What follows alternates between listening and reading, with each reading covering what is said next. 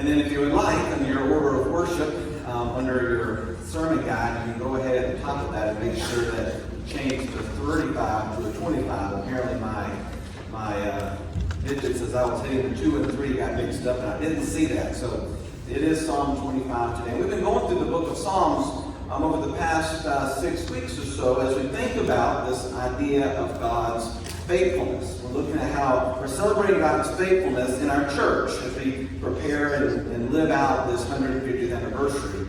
And Psalms is a great book to go to when we think about God's faithfulness. There's the reminders of how God has been faithful in the past, and it's a challenge about how we can depend on God's faithfulness in our present and in the future. Psalm 25 is a psalm of David. Probably it's listed there in your Bible, of David. And so that's King David of Goliath fame. And we'll read his words today to guide our focus on celebrating God's faithfulness in this fellowship of First Baptist Church. Hear these words of Scripture. To you, O Lord, I lift up my spirit. To you, O my God, in you I trust. Do not let me be put to shame. Do not let my enemies exult over me. Do let not those who wait for you be put to shame. Let them be ashamed who are wantonly treacherous. Make me to know your ways, O Lord. Teach me your paths. Lead me in your truth and teach me, for you are the God of my salvation. For you I wait all day long. Be mindful of your mercy, O Lord, and of your steadfast love, for they have been from of old. Do not remember the sins of my youth or my transgressions. According to your steadfast love, remember me. For your goodness' sake, O Lord. Good and upright is the Lord. Therefore he instructs sinners in the way and teaches the humble his way.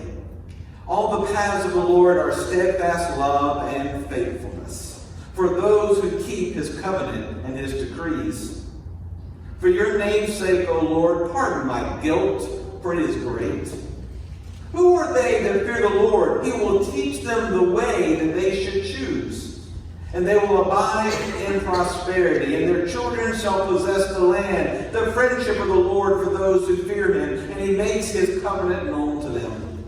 My eyes are ever toward the Lord, for he will pluck my feet out of the net.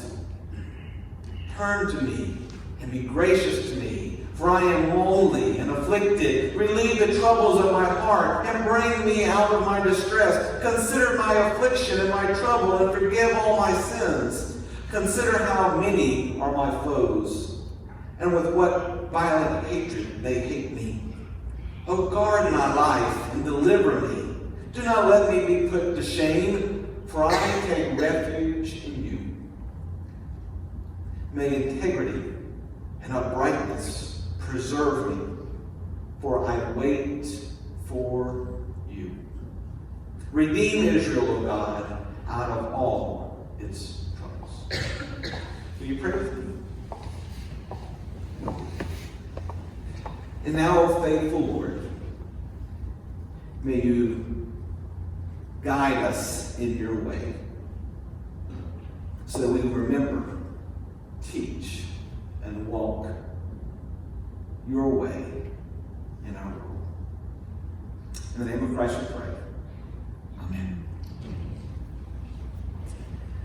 We are people of the way.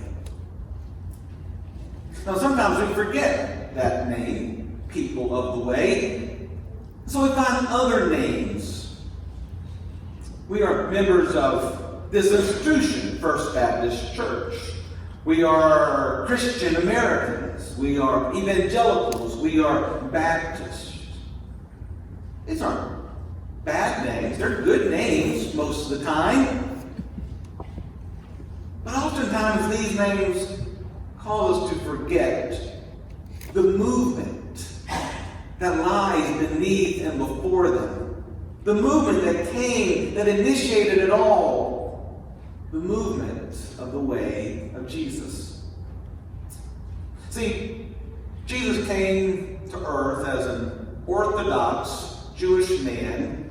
He lived in the province of Judea, and it was a Middle Eastern province of the Roman Empire. Before he was known as anything else, he was known as a rabbi.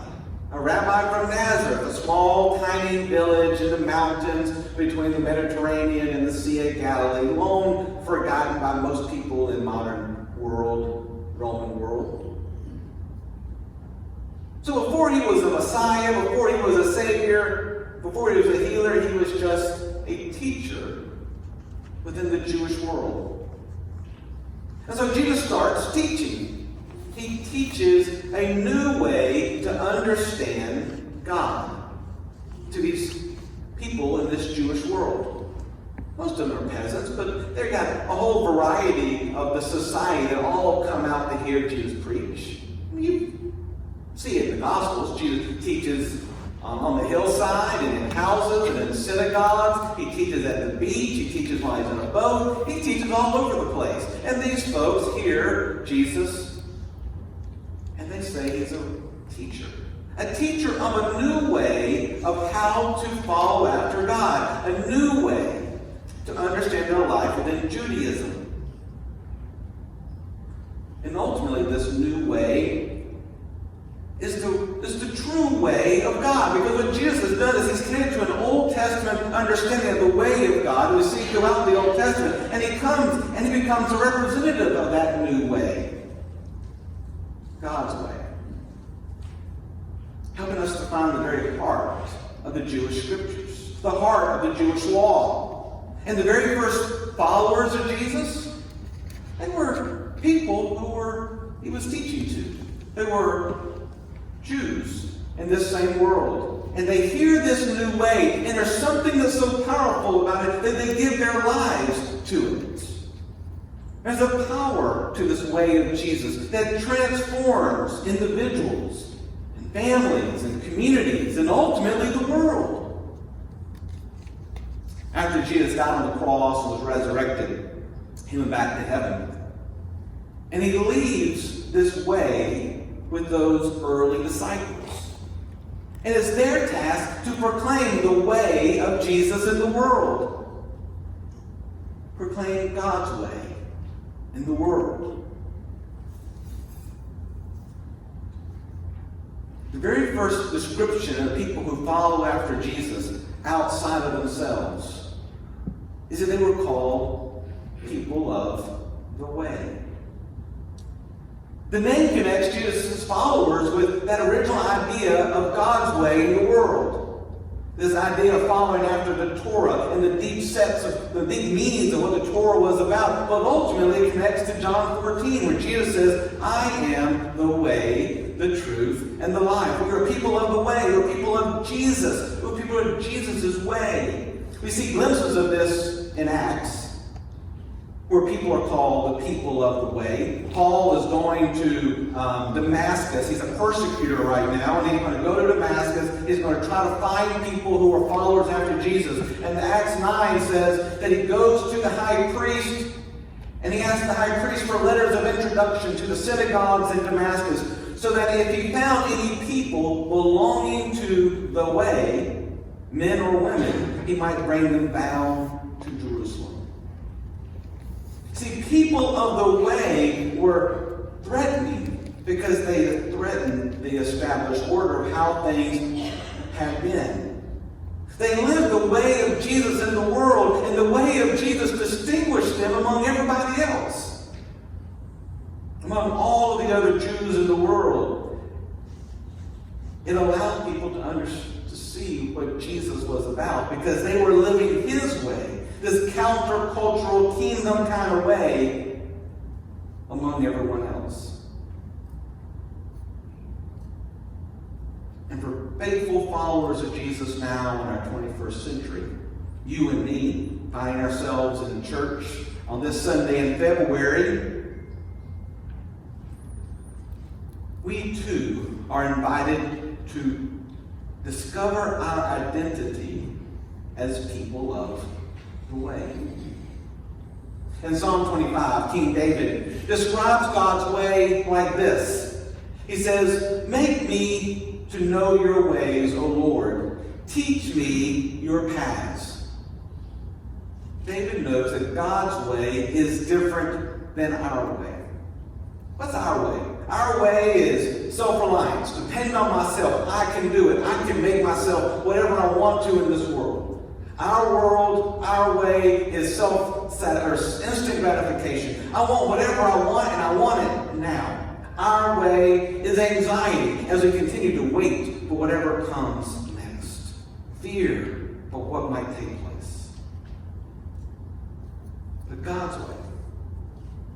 Matthew 25 shows us that God's way strengthens our trust in God's faithfulness. That as we live God's way in the world, we become stronger in our trust that God is faithful to us. When we follow God's way, we grow in trust in God's faithfulness. When we trust in God's faithfulness, what happens? We discover peace. We discover patience. We discover freedom to live as God has created us to be. And so since God's way is going to strengthen our ability to trust in His faithfulness in our lives, Psalm 25 calls us, I think, to do three different things that we can kind of pull out of this passage. The first thing we can do that strengthens our connection to God in God's way is to remember God's way. God's way is founded on steadfast love.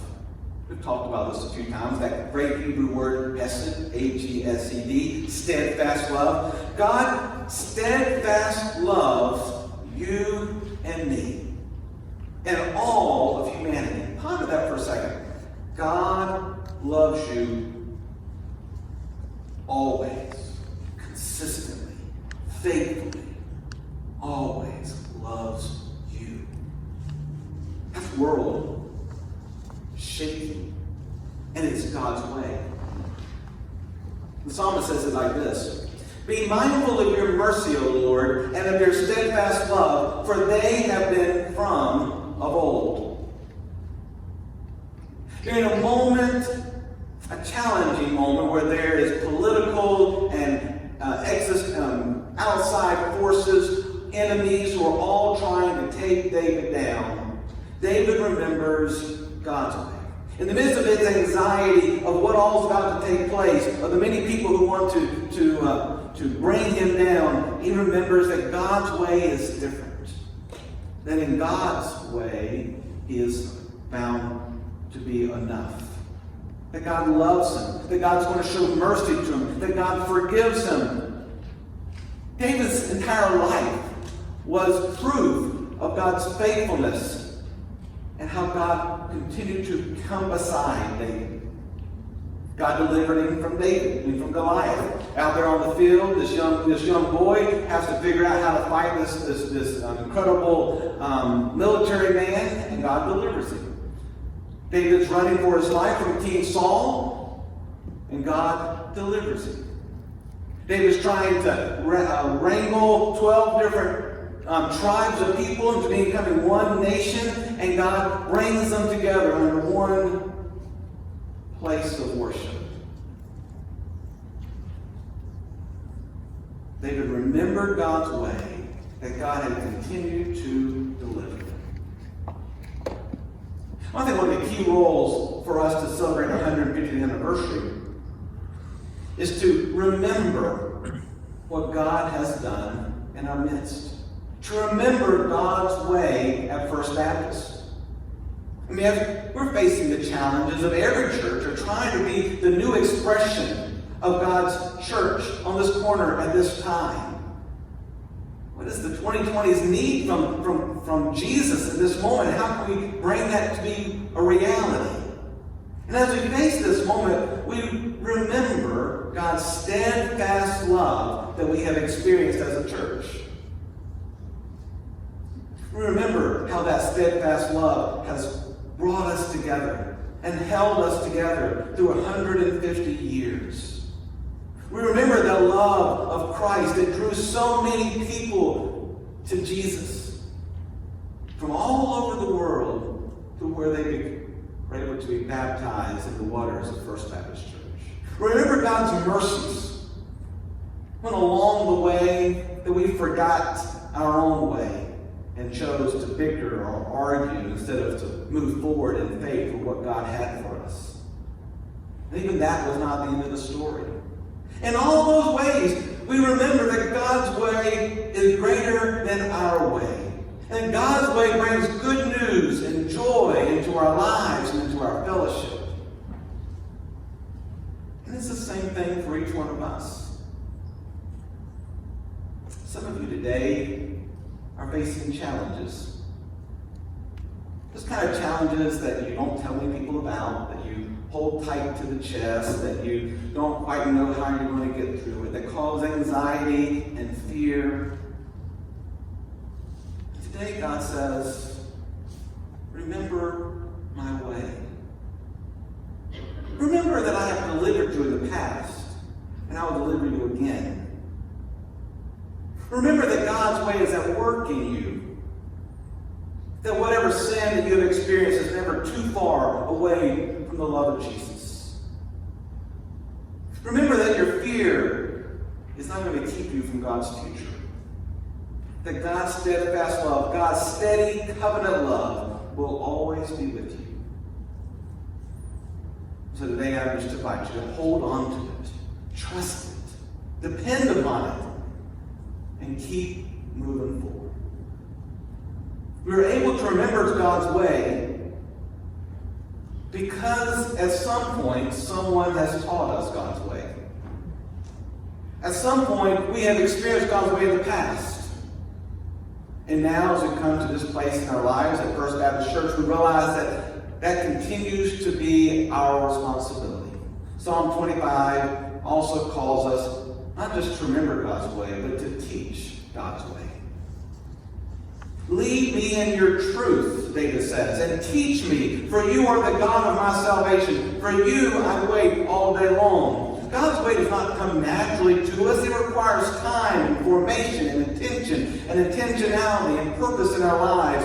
One of the great responsibilities of a church, of any era, even more today, is to teach God's way to our children and to our grandchildren. First Baptist Church has taken this responsibility seriously since the dawn of our 19th century charter. In 1877, just 7 years after the church's founding, our second pastor, Reverend Waugh, founded our very first Sunday school. It allowed the children of the church to come and to learn about the Bible and God's way. In the first year, the church had gathered an enrollment of 79 kids in our church and in the community who came on Sunday mornings and who learned the Bible. Just a few years later, the women of our church began a mission group called Sunbeams in 1881. In Sunbeams, our children learned faith is meant to be lived out in the world. They heard stories of their contemporary, a woman named Lottie Moon, who had traveled from Virginia by herself to go to China. And it was proclaiming the gospel and teaching about Jesus there. And that it was our responsibility to work to help her stay there and to continue to do that work ourselves. They learned about the way of Jesus. And since those very early beginnings, First Baptist Church has created many different programs that teach the next generation of the church God's way in the world. And in the 20th century, in a time of our Christian culture, all we needed to do to be successful in that was just to create really good programs. And I've talked to some of y'all. Some of y'all have come to First Baptist because we provided great programs for your kids. There was a point in our church's history where if you provided good programs, the children would come. Today, most of those 20th century programs, for one variety, one reason or another, has disappeared. But our resolve to teach God's way to a next generation has never wavered. And for that to remain stronger, I think it would be even more important than ever. Our task over the coming year is to build the staff and the volunteer teams, to build the next generation of ministries that are going to teach God's way to the next generation. God's way has not changed since the 1870s, but the methods and the process and what we call it and when we meet and the ways that we teach have to change to meet the needs of our broader community here in Northwest Gainesville. So as we build our next generation of children and youth ministries at First Baptist Church, all of us are going to be asked to give our time and our talents and our treasures. And when you are asked, I simply invite you to say yes. To find your place in teaching this next generation. We can no longer say, well, I've done that. That was my job last year or 10 years ago or 25 years ago. I've done my job.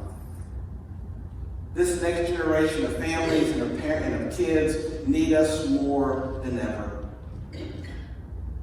Ivy Beckwith, author of Postmodern Children's Ministry, says this about our role, all of our role, in building a faith community that teaches God's way to children.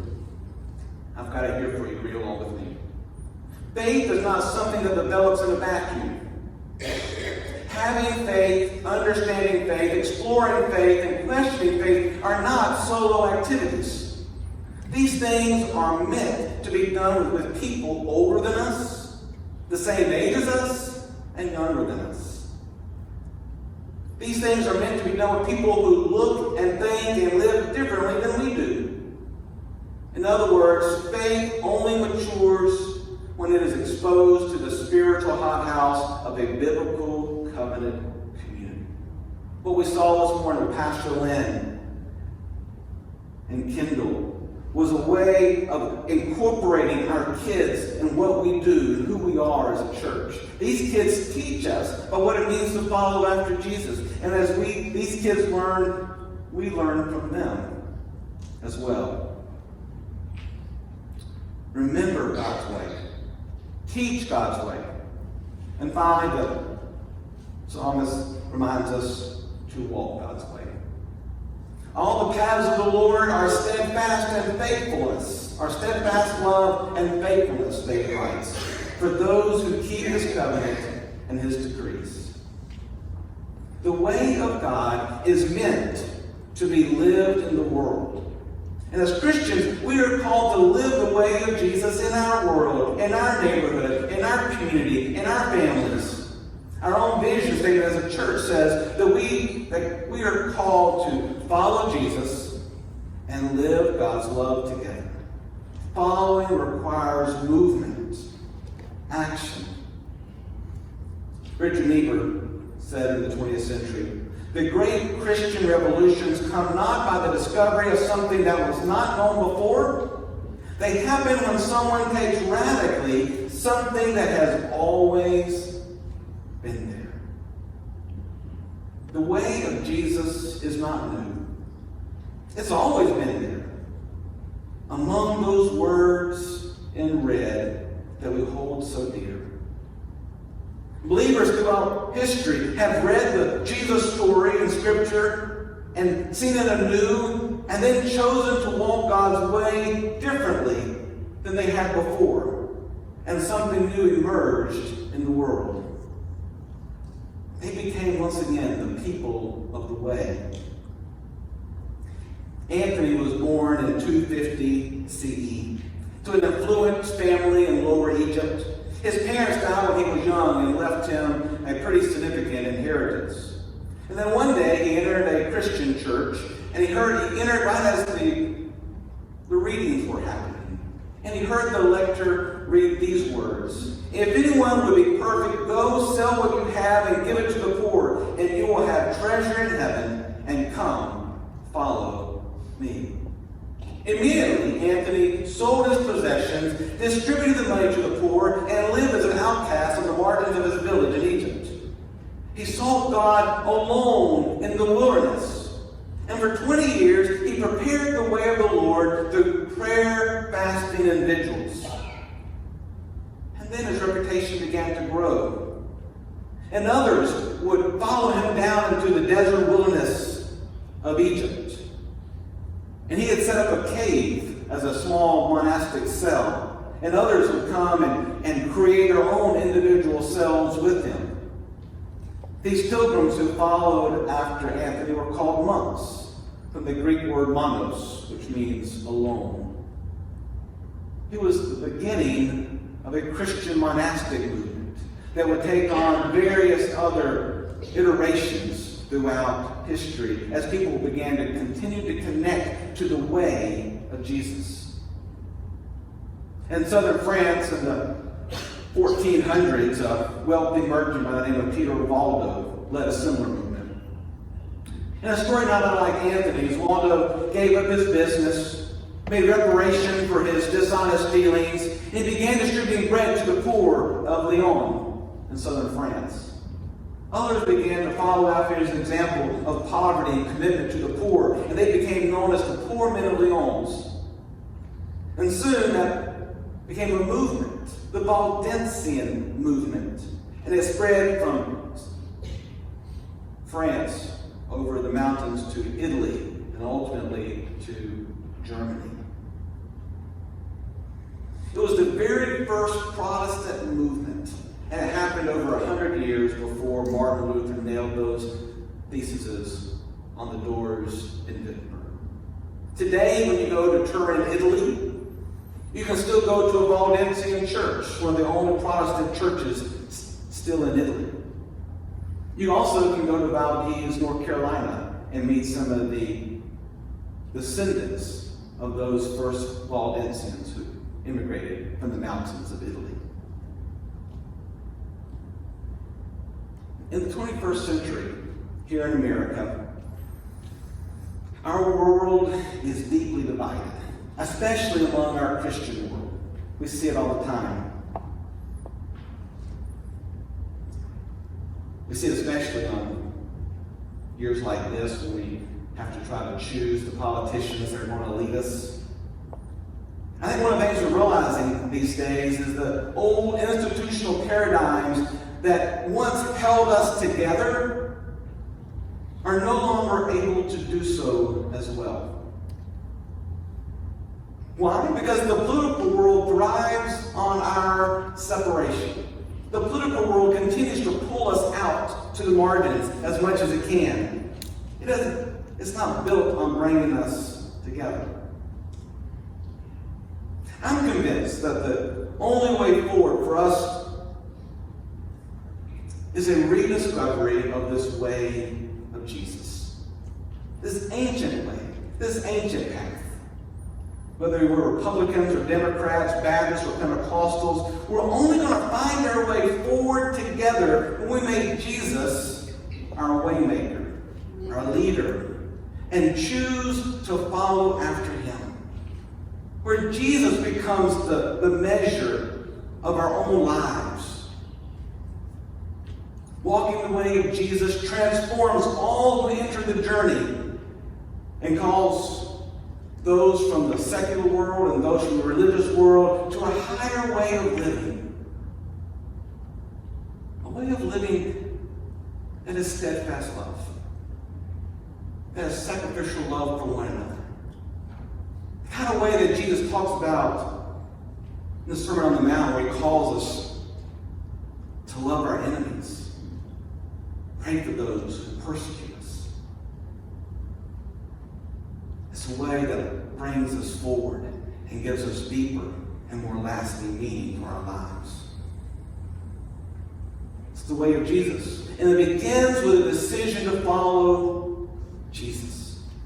You know, we still sometimes sing those great hymns of faith that we do when we have the altar call, the hymn of response. I remember when I was 8 years old and made a decision to follow after Jesus, what they were singing was, I have decided to follow Jesus. That was my song, my prayer that stood. I have decided to follow Jesus.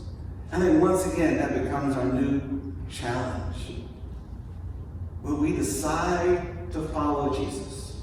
When we do, we realize that God's way will strengthen our trust in God's faithfulness. And when we are strengthened in our trust for God's faithfulness, we don't have to fear. The anxiety begins to decrease.